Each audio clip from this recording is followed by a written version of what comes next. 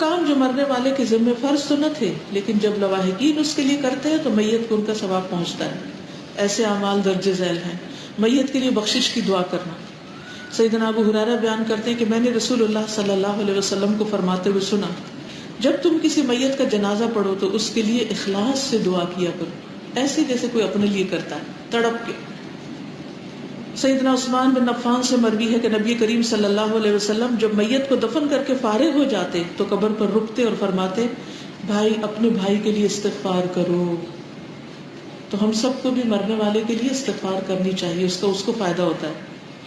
میت کی بخشش کی دعائیں الگ کارڈ پر، کاغذوں وغیرہ پر دستیاب ہوتی ہیں. اگر زبانی یاد نہ ہو تو دیکھ کے پڑھی جا سکتی ہیں. میت کی طرف سے صدقہ کرنا. سیدہ عائشہ سے روایت ہے، ایک آدمی نے نبی صلی اللہ علیہ وسلم سے پوچھا کہ میری والدہ اچانک فوت ہو گئی، میرا خیال ہے کہ اگر انہیں بات کرنے کا موقع ملتا تو وہ ضرور صدقہ کرتی، اگر میں ان کی طرف سے صدقہ کروں تو کیا انہیں اجر ملے گا؟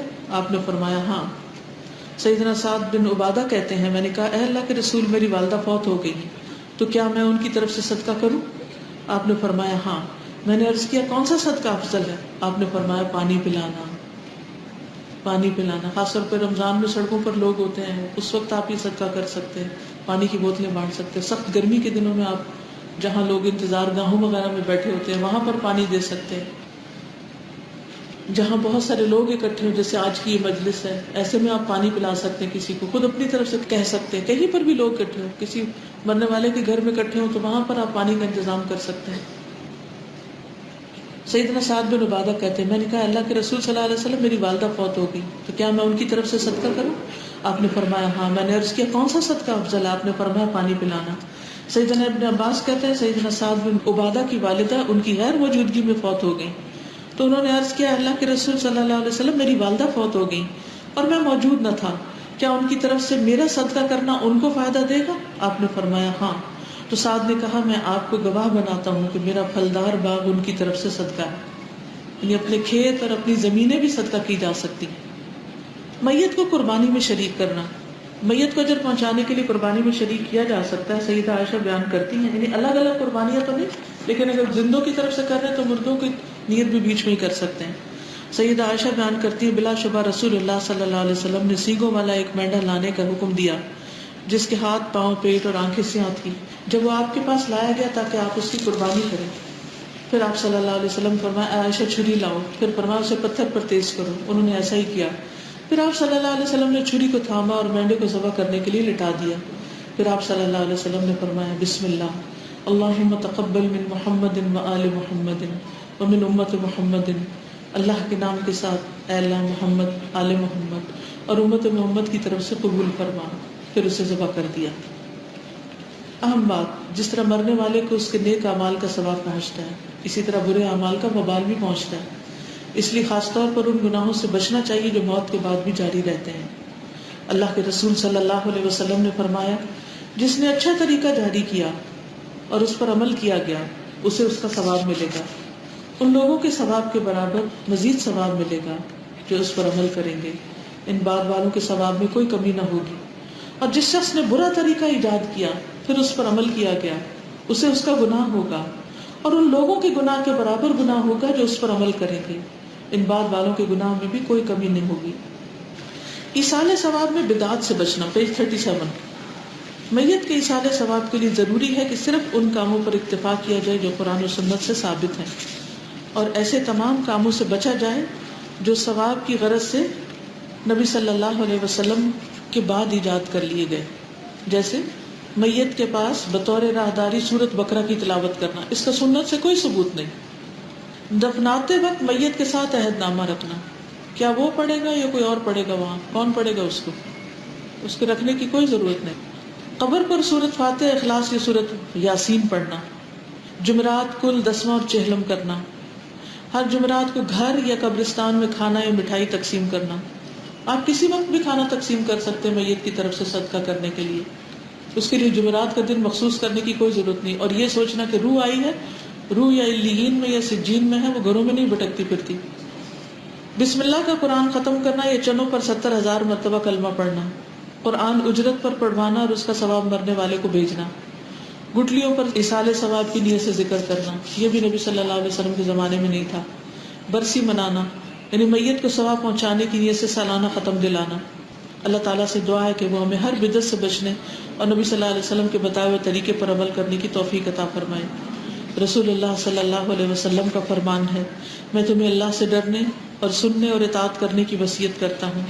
اگرچہ حبشی غلام تم پر امیر ہو، تم میں سے جو میرے بعد زندہ رہے گا وہ بہت اختلاف دیکھے گا، تو تم پر میری سنت اور ہدایت یافتہ خلفائے راشدین کی سنت کو پکڑنا لازم ہے اور اس کو خوب مضبوطی سے تھامنا بلکہ ڈانڈوں سے پکڑے رہنا، اور دین میں نئی پیدا کی ہوئی چیزوں سے بچنا کیونکہ ہر نئی چیز بدعت ہے اور ہر بدعت گمراہی ہے. نبی صلی اللہ علیہ وسلم اپنے خطبے کے آغاز میں فرماتے بہترین کتاب اللہ کی کتاب ہے اور بہترین سیرت محمد صلی اللہ علیہ وسلم کی سیرت ہے، اور سارے کاموں میں بدترین کام نئے ایجاد کردہ کام ہے اور ہر بدعت گمراہی ہے. سیدنا ابن عمر کہتے ہیں ہر بدعت گمراہی ہے اگرچہ لوگ اسے نیکی سمجھیں. یہ ایک نظم ہے عربی کی، اس کا اردو ترجمہ کیا گیا ہے. یہ صرف اپنے آخری مقام کو اور قبر کو یاد کرنے کے لیے بنائی گئی ہے. پہلے ہم اس کا ترجمہ پڑھیں گے، پھر اس کے بعد یہ آپ کو سنوائی جائے گی. اس کے بعد اگر اس یاد دہانی کے لیے آپ خود سننا چاہیں، کسی اور کو سنوانا چاہیں تو اس کا لنک بھی آپ لے لیں.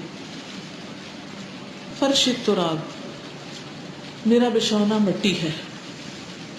فرش التراب یضمنی وہو غطائی، مٹی میرا بچھونا ہے جس نے مجھے گلے لگایا اور یہی میرا لحاف. رات کو جب بستر پر سوئیں تو اس بات کو یاد کریں کہ آج تو میں نرم گرم بستر میں ہوں، ایک دن آئے گا کہ مٹی کے اندر ہوں گی. حول الرمال تلفنی بل من ورائی، میرے ارد گرد ریت ہے اور مجھے چار سو سے لپیٹ رہی ہے. واللحد یحکی ظلمتا فیہا ابتلائی، اور قبر میری آفت کے اندھیروں کو بیان کر رہی ہے. والنور خط کتابہ انسی لقائی، اور روشنی نے اپنی کتاب میں لکھا کہ میرے دل کا لگنا میری اللہ سے ملاقات میں ہے. والاہل این حنانہم باعوا وفائی، کہاں گئی گھر والوں کی شفقت، وہ تو میری وفاداری سے دستبردار ہو گئے. یعنی جو اتنی محبت کرنے والے تھے وہ آج کہاں ہیں، مجھے اکیلا چھوڑ کے چلے گئے ہیں. والصحب این جموعہم ترکوا اخائی، اور کہاں ہیں میرے ڈھیروں دوست جنہوں نے مجھ سے ناطے توڑ لیے. وہ دوست جو ہر وقت ہمیں میسیجنگ کرتے ہیں، ٹیکسٹنگ کرتے ہیں، چیٹ کرتے ہیں، فون کرتے ہیں، ملنے آ جاتے ہیں، ساتھ لے جاتے ہیں، مرنے کے بعد سارے ہی بھول جاتے ہیں. والمال این ہناؤہ صار ورائی، اور کہاں ہے مال کی خوشگواری جو میں پیچھے چھوڑ آیا. والاسم این بریقہ بین الثنائی، اور کہاں گئی شہرت کی چمک جو تعریفوں میں ہوتی تھی. طرح طرح کے لوگ تعریفیں کرتے تھے، محبتوں کا اظہار کرتے، وہ سب قبر میں تو فائدہ نہیں دے رہا. ہذہ نہایت حالی فرش التراب، یہ میرے حال کا انجام ہے، مٹی میرا بچھونا ہے. فرش التراب یضمنی وہو غطائی، حول الرمال تلفنی بل من ورائی، مٹی میرا بچھونا ہے جس نے مجھے گلے لگایا ہے اور یہی میرا لحاف ہے.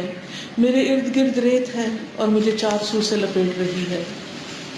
واللحد یحکی ظلمتا فیہا ابتلائی، والنور خط کتابہ انسی لقائی، اور قبر میری آفت کے اندھیروں کو بیان کر رہی ہے اور روشنی نے اپنی کتاب میں لکھا کہ میرے دل کا لگنا میری اللہ سے ملاقات میں ہے. والحب ودع شوقہ وبکا رثائی، اور محبوب نے اپنی محبت کو الوداع کہا اور میری قابل رحم حالت پر رویا. والدمع جف مسیرہ بعد البکائی، اور آنسوؤں کے بہنے کی جگہ میرے رونے کے بعد خشک ہو گئی. والکون ضاق بوسعہ ضاقت فضائی، کائنات باوجود وسیع ہونے کے تنگ پڑ گئی اور میرا ماحول تنگ ہو گیا. فاللحد صار بجثتی ارضی سمائی، قبر میرے جسم کے ساتھ میری زمین بن گئی اور میرا آسمان بھی. ہذہ نہایت حالی فرش التراب، یہ میرا انجام ہے، مٹی میرا بچھونا ہے. والخوف یملأ غربتی والحزن دائی، خوف میری تنہائی کو بھر رہا ہے اور غم میری بیماری ہے. ارجو الثبات وانہ قسما دوائی، میں ثابت قدم رہنے کی امید رکھتا ہوں اور قسم سے یہی میرا علاج ہے. والرب ادعو مخلصا انت رجائی، اور میں رب کو اخلاص کے ساتھ پکارتا ہوں، اے اللہ تو ہی میری امید ہے. ابغی الہی جنتا فیہا ہنائی، اے میرے الہ میں جنت چاہتا ہوں، اسی میں میری خوشی ہے۔ حقیقت یہ ہے کہ ہم سب کا ایک نہ ایک دن آخری سفر شروع ہو جائے گا، اس کی تیاری ہر روز رکھنی چاہیے، کیونکہ ہمیں نہیں معلوم وہ آخری دن کون سا ہے، اور مختلف طریقوں سے اپنے آپ کو موت کی یاد دلاتے رہنا چاہیے، کیونکہ عقل مند وہی ہے جو کل کے لیے تیاری کرے کہ جب وہ وقت آئے تو اس وقت اسے مایوسی نہ ہو، اور اس زندگی کا ہر لمحہ اللہ کی عبادت میں گزرے۔ ایک دو سوال ہیں۔ میت کے گھر جو مردے کو دفنانے کے بعد کھانا کھلاتے ہیں، کیا یہ جائز ہے؟ جو لوگ میت کے گھر اکٹھے ہیں وہ سب کھا سکتے ہیں؟ ابھی یہ بات آپ نے پڑھی ہے، اس کتاب میں لکھی ہوئی ہے کہ یہ کھانا نوحے میں شمار ہوتا ہے۔ جو لوگ دور سے سفر کر کے آئیں یا گھر کے افراد ہیں، ان کے لیے تو آپ ہمسائے یا رشتہ دار کوئی کھانا بھیجیں، وہ کھا لیں، لیکن جو لوگ قریب کے ہیں، ہمسائے ہیں یا اسی شہر کے رہنے والے ہیں، ان کو چاہیے کہ وہ تعزیت کے فوراً بعد اپنے گھر واپس لوٹیں اور کھانا مت کھائیں، وہ گھر چلے جائیں تاکہ گھر والے بھی کچھ اور کام کر سکیں۔ جب سارا دن ہم خواہ وہاں بیٹھے رہتے ہیں، کھانا آ رہا ہے، چائے آ رہی ہے، گپ شپ لگ رہی ہے، تو وہ دوسروں کے لیے ایک بوجھ اور تکلیف کا باعث بھی ہوتا ہے اور سنت کے بھی خلاف ہے، تو اس لیے اس سے بچنا چاہیے۔ اگر میت سے میری قریب کی رشتہ داری نہیں تو کیا میں قریب کھڑے ہو کر اس کے رشتہ داروں کو غسل کا طریقہ بتا سکتی ہوں؟ جی بالکل بتا سکتی ہیں۔ اگر والدین اپنی زندگی میں ہی روزے نہ رکھتے ہوں تو کیا ان کی اولاد ان کی زندگی میں روزے رکھے گی یا فدیہ دے گی؟ سوال یہ پیدا ہوتا ہے کہ کیوں نہیں رکھ رہے؟ اگر وہ انتہائی بوڑھے ہیں اور ان کو بیماریاں ہیں اور وہ رکھ نہیں سکتے تو اس صورت میں مریض کے لیے فدیہ دینے کا حکم ہے، تو وہ دے سکتے ہیں، لیکن مرنے کے بعد وہ روزے رکھے جاتے ہیں جو میت کا ارادہ تھا رکھنے کا لیکن وہ اچانک فوت ہو گیا اور اس کے روزے رہ گئے۔ عورت مرنے کے بعد شوہر کے لیے نامحرم ہو جاتی ہے، کس نے کہا ہے؟ قیامت کے دن بھی اگر ہسبینڈ وائف دونوں نیک ہیں اور جنت میں جائیں گے تو وہی شوہر بیوی ہوں گے، تو وہ نامحرم بیچ میں کیسے ہو گئے؟ یہ بالکل غلط تصور ہے۔ اس لیے کہتے ہیں کہ اس لیے اس کا شوہر اس کا چہرہ نہیں دیکھ سکتا، نہ چھو سکتا ہے۔ کیا یہ درست ہے؟ یہ بات بالکل غلط ہے۔ اس میں نبی صلی اللہ علیہ وسلم نے حضرت عائشہ سے کہا تھا کہ اگر تم مجھ سے پہلے فوت ہو گئی تو میں تمہیں خود غسل دوں گا اور تمہیں کفن دوں گا۔ کیا عورت نامحرم مرد کی میت کا چہرہ دیکھ سکتی؟ کیا ضرورت ہے دیکھنے کی؟ جب زندہ کو دیکھنے کے غض بصر کا حکم ہے تو مرنے کے بعد دیکھ کر کیا کرنا ہے؟ اگر عورت نامحرم مرد میت کا چہرہ دیکھ لیتی تو کیا اس کو غسل واجب ہے؟ ایسا تو کچھ نہیں ہے۔ غائبانہ نماز جنازہ میں عورتیں جا سکتی ہیں؟ نہیں، کسی بھی نماز جنازہ میں عورتوں کا جانا ناپسندیدہ ہے۔ اللہ تعالیٰ سے دعا ہے کہ اللہ تعالیٰ ہمیں عمل کی توفیق عطا فرمائے اور ہم سب کا آخری سفر بہت بہترین کرے، ہمیں اس حال میں دنیا سے اٹھائے کہ رب ہم سے راضی ہو۔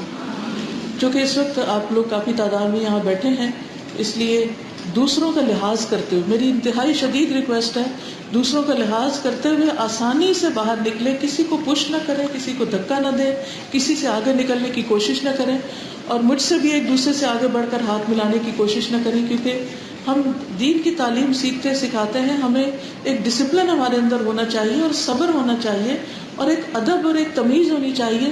پڑھ لکھ کر اگر ہم جاہلوں کا سا طریقہ اختیار کر لیں تو یہ انتہائی قابل افسوس بات ہے۔ تو اب مجلس کے اختتام کی دعا کے بعد لائن بنا کر جیسے آپ اندر آئے ہیں اسی طرح لائنیں بنا کر آپ باہر کو تشریف لے جائیں۔ اللہ تعالیٰ آپ سب کا آنا قبول کرے، آپ سب کی دنیا اور آخرت بہترین کرے اور ہمیں ہر شر اور فتنے سے محفوظ رکھے اور ایمان پر ہمارا خاتمہ کرے، اور ہماری قبر کی تنہائی کو اللہ تعالیٰ بہترین چیز میں بدل دے اور ہماری قبر کو جنت کا ٹکڑا بنا دے۔ سبحانک اللہم و بحمدک، اشہد ان لا الہ الا انت، استغفرک و اتوب الیک۔ السلام علیکم و رحمۃ اللہ وبرکاتہ۔